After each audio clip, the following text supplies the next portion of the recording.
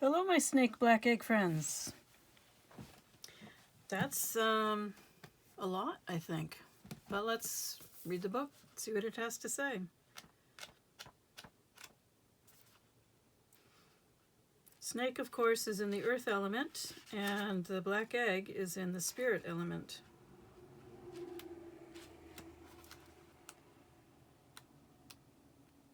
According to Kim Kranz's system here. All right, Snake, guardian of unawakened magic and creative potential. Wow.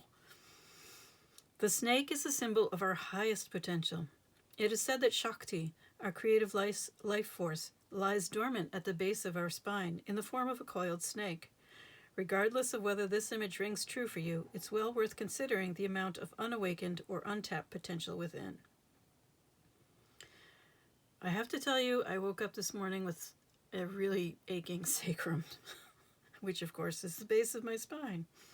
So it's interesting that now we have the snake and black egg coming out. So maybe you are having a lot of very low back pain. All right. Regardless of whether this image rings true for you, it's well worth considering the amount of unawakened or untapped potential within. What would life look like if you woke it up? How can you stir it from slumber? An experienced yoga or meditation teacher can lead the way. Make haste. The snake card appears when there is no more time to waste. That kind of rhymed. When in balance, prospers, creative, charismatic. When out of balance, starts and stops many things. Maybe you have ADHD. To bring it to balance, Kundalini yoga, meditation. This is really strongly suggesting a Kundalini awakening may be upon you. There are many, many different kinds of awakenings, and ironically or not, I was thinking about this last night. People talk about the Kundalini awakenings all the time. You'd think it was the only kind of awakening there is. It's not. So, although this is definitely referring to a Kundalini awakening, I would not rule out other kinds of awakenings. There are many other kinds, many other types, if that's what you want to say, of awakenings. You don't have to have a Kundalini awakening to have a real significant awakening. So don't limit yourself in that regard. But I do think that this is suggesting that an awakening of some kind is upon you. I would not limit it to the Kundalini. It could be Kundalini, it could be a different kind. All right. Black egg. Speaking from an authentic voice, the truth. The black egg contains one of life's essential treasures, the truth. Inside of it resides no confusion, excuses, small talk, noise, or lies, not even white ones. This living and breathing vessel harbors only that which rings true. When this essence is in balance, we speak slowly and clearly. We are drawn to activities like writing, reading, teaching, singing, or perhaps public speaking. Sound draws us in. Books draw us in. The concept of truth itself draws us in. We start asking questions like, what do I know to be true about myself? And what is true about the world? When the energy of the black egg is not yet accessed, we speak from an unsure place. We say things others want to hear, gossip, or repeat stories to justify our subpar behavior. We might even try to convince ourselves that we have no inner truth at all. The energy of the black egg hovers and waits for us to reconnect. It is available at every moment, in every situation. It is the epicenter of truth, the birthplace of our voice. The black egg and the fifth chakra, that's your throat chakra. The subtle essence of this card resides at the base of the throat, at the Vishuddha chakra. The ancient sages saw this center as the hub that governs our speech and expression. Vishuddha translates as especially pure. The balance of this center is important for all of us, but is especially essential for writers, editors, musicians, and teachers.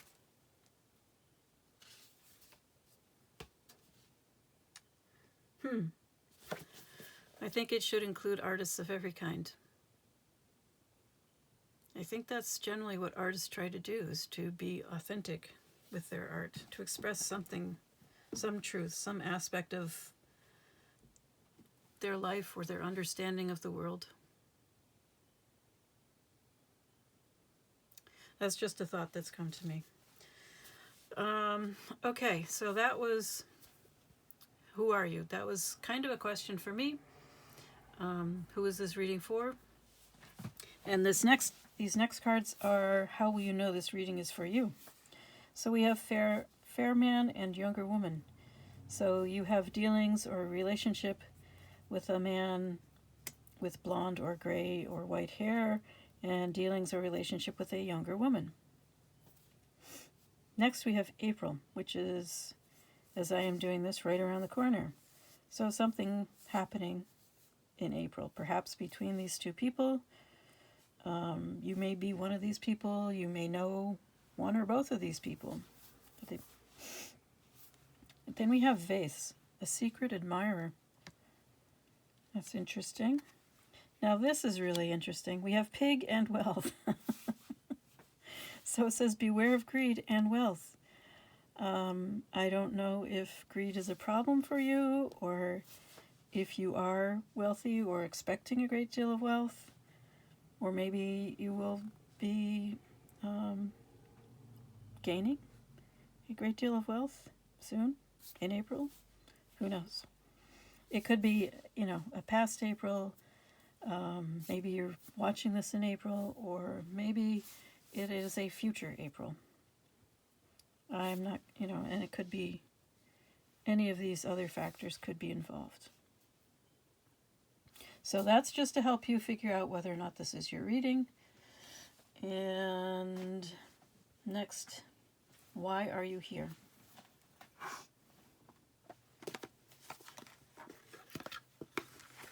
So,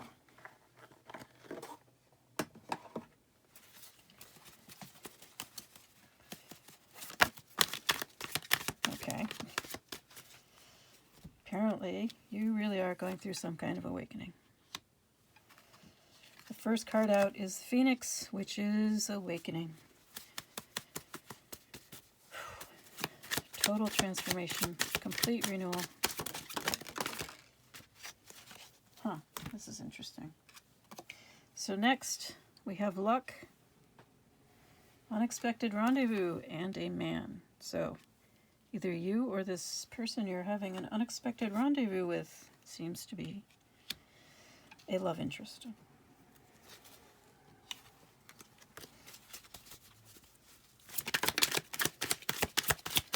They may or may not be in a male body.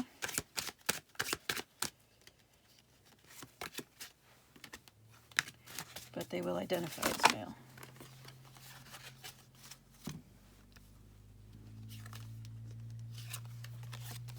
All right.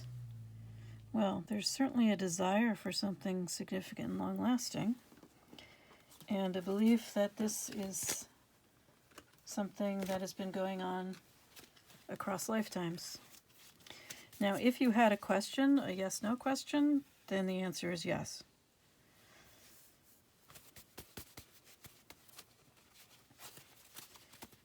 So this is the Sun card in this deck. So energy, power, warmth, of course, light. I would say yang energy. So yang is in the yin-yang symbol. Yang is white. It is movement, action, warmth, light.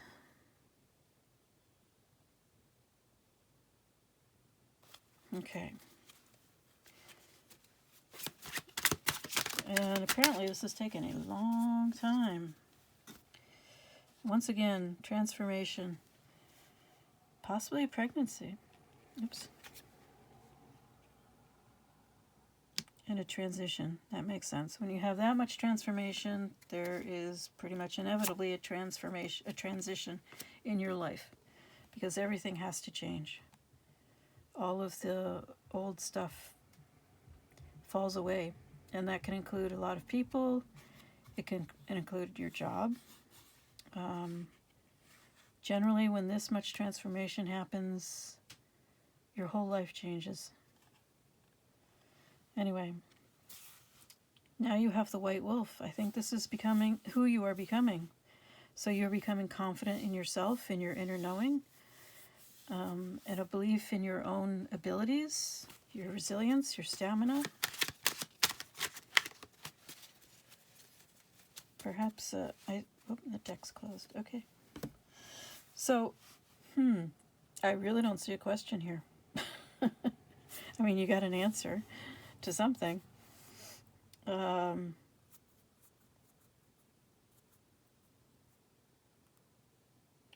are definitely making a lot of changes. You're getting more in touch with your higher self. This is a lot of really wonderful stuff going on. I think you've been doing a lot of self-cultivation work, and it's paying off. If that's your question, it's paying off. If your question is about how it's going to pay off, let's see. Let's see if the crows are willing to talk to us today. I find this, lately my decks have been closing rather quickly. Maybe you just don't need that much information. You're supposed to trust the process, as they say, which can be difficult. Also, because this is a collective reading, the specifics are going to vary for everyone. Oh, okay. We're starting off with the Two of Wands in reverse. So analysis paralysis. And yet we have rapid change, or information coming. So it could be change, could be news. This is one of the fastest moving cards in tarot. There's a couple other cards that are very fast moving. So I see this analysis paralysis breaking up and moving on. Six of Swords, moving towards peace. Knight of Cups again. So I did another one of my short readings today was about the Knight of Cups. Perhaps you have been the Knight of Cups. If you have been the Knight of Cups, I don't think you're staying that way. Not with all this transformation happening. I like the wings here on this horse. I really do see a lot of... I don't see you staying the Knight of Cups for long. And if the person that you've been interested in has been the Knight of Cups, or the Page of Cups, because now the Page of Cups has come out, that's going to change.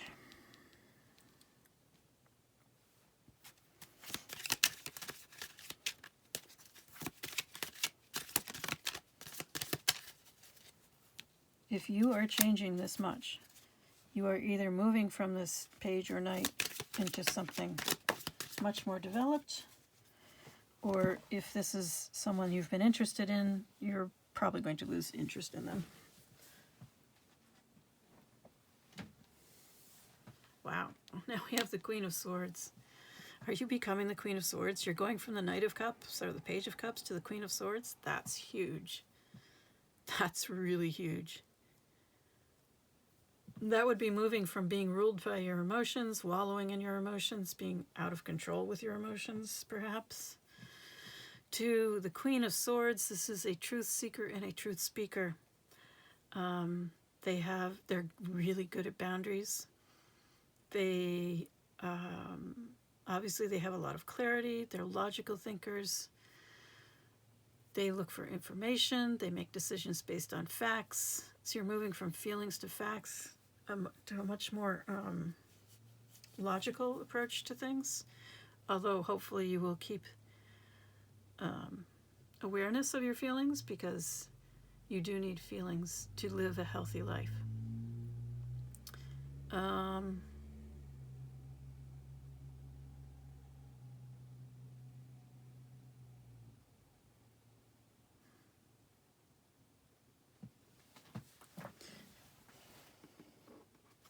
to make good decisions. Your feelings are valuable information, and hopefully, as the Queen of Swords, you would have an understanding of emotions as information, valuable information. What else do you need to know?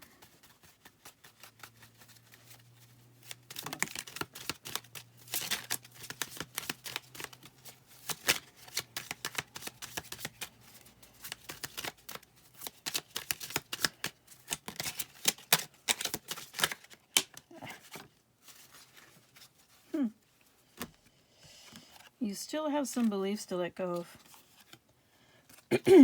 Oh. So the Eight of Swords is all about a mental imprisonment, an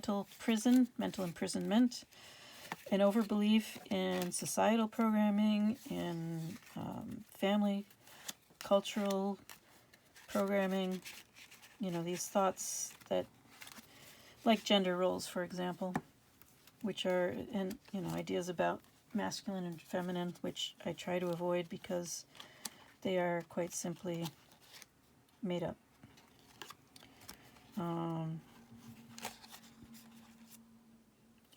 A whole and complete person contains both of these so-called masculine and feminine qualities in healthy balance, healthy development. You can't be underdeveloped in any of them. And I'm talking about healthy traits here, not the unhealthy ones that may be associated with one gender or the other.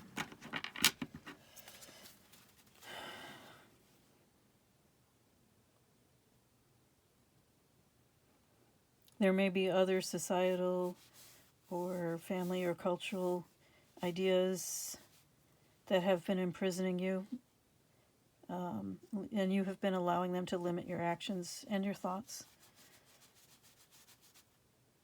And you are breaking free from that. So in the upright, this one is you are believing in the cage that you find yourself in.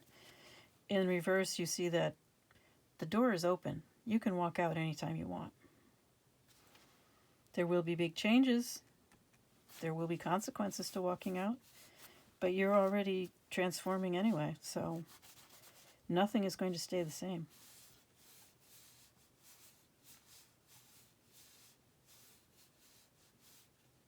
Tell me about this Queen of Swords. I'm assuming that it is you. That it is your next iteration. The next version of you.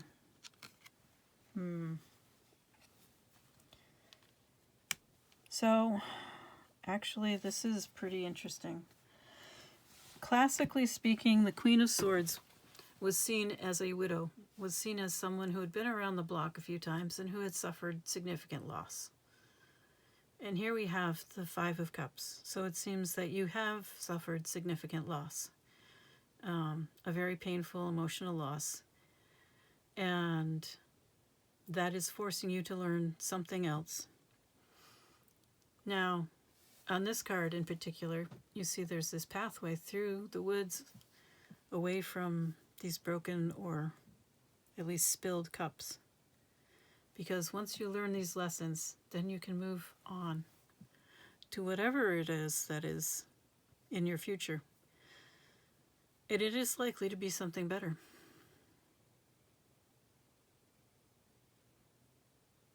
That doesn't mean that this isn't a painful process. I do not mean to suggest that it is anything less than painful.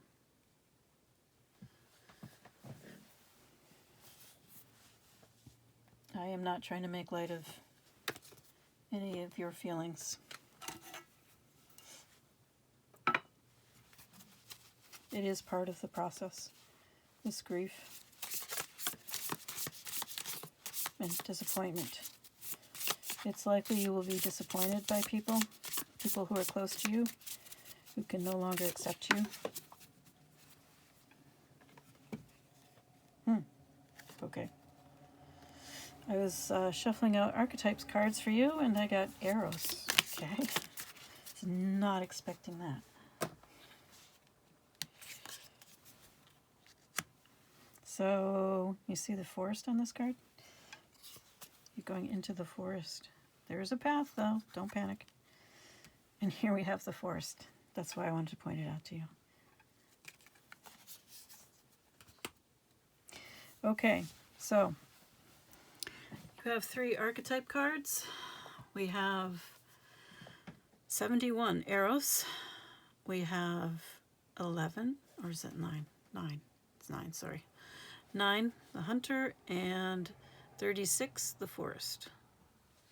So, starting with Eros.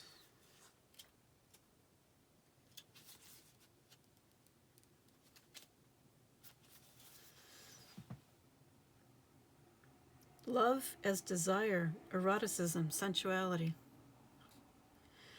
Though Eros can be depicted as unbridled sensuality and eroticism, a more contemplative understanding of this archetypal energy leads us to the root of desire itself.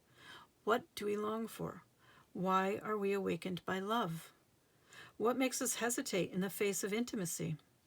Eros reconnects us with the primal longing to merge with another human being, nature, music, art, plants, food, or anything that we perceive we are separate from. Eros allows us to momentarily unite. Our heart embraces otherness, and in doing so, we further understand our own. Our life force awakens. This card reveals an inevitable initiation into love's labyrinth. You may find yourself swirling in a new territory of desire and sensuality. Explore the labyrinth with a curious and honest heart. And remember, though the way is circuitous, you are always being led towards its center. Plato reminds us that Eros can be experienced as platonic love. It is activated when we witness when we witness beauty and truth in the world, when our barriers soften. The Hindu goddess Lalita, she who plays, can help activate Eros energy. She is also known as Kamashakti, Empress of Desire. I think I read that right, but the print is so small.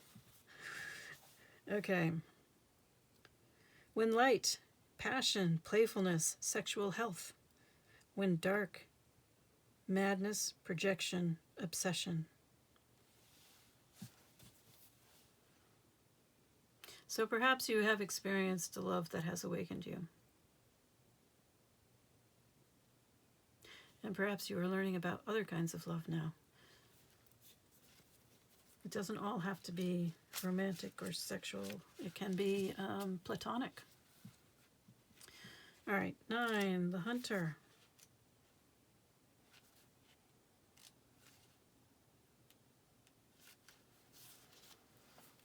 The hunter, the seeker, the pursuer, the predator. The hunter hunts. They are on a precise mission with an aim. To return home empty-handed would be to fail, which is not an option in the hunter's eye. This archetype will journey far and wide, seeking the prize that calls to its heart or stomach. Tales of bravery and feats of strength often result, creating a life full of adventure. The hunter is skillful, quick, decisive, and results-oriented. Like the great hunting goddess Artemis, who carries her quiver upon her back, the hunter typically has a weapon of choice. When this card appears, it is critical that you ask 3 questions. What am I hunting? Why am I hunting it? Is the weapon I hold so tightly in my grip truly needed for the task at hand? When light, focused, energized, respectful, restrained. When dark, irresponsible, violates, violent, poaching. Study the Greek goddess, Artemis. Notice her nuanced relationship to the moon, the earth, and the feminine. The predator honors its prey with a precise and skillful hunt. The hunter deeply reveres the life it aims to take. When you activate the hunter archetype, you are aligning your energies with the great creatures of the world, the lion, the wolf, the tiger, the shark.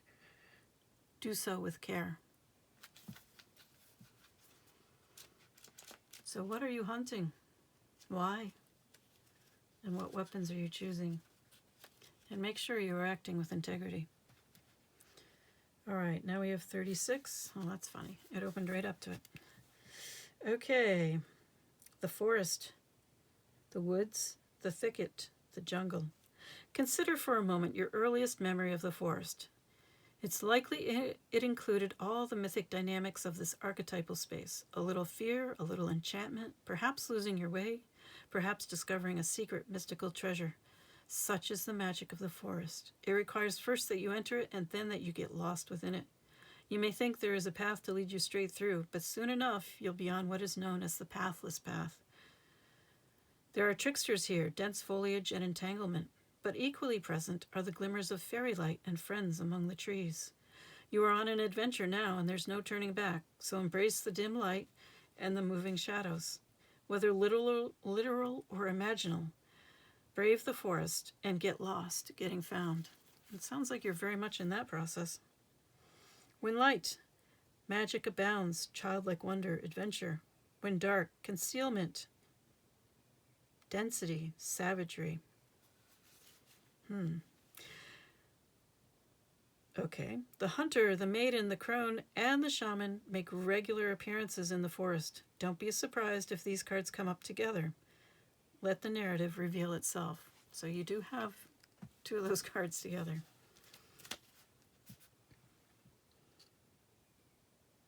If you get out of the forest without feeling lost, you are only in a little group of trees. The great archetypal forest requires we spend at least one night frightened for our life. So I am sure, absolutely positive, that you have found this experience to be at least a little frightening at times. So I think you are definitely in the forest. I